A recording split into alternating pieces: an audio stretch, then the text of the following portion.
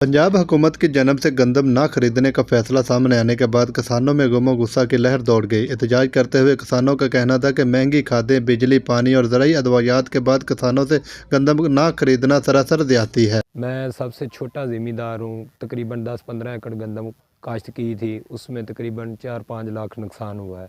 गंदम में खाद महंगी डाली, डीज़ल महंगा हल चलाने के लिए इस्तेमाल किया, और बाकी जो अद्वियात हैं उसके लिए भी महंगे अद्वियात इसमें गंदम को डाली, और रेट कम मिलने की वजह से एक छोटे सा ज़मींदार को बहुत नुकसान हुआ है।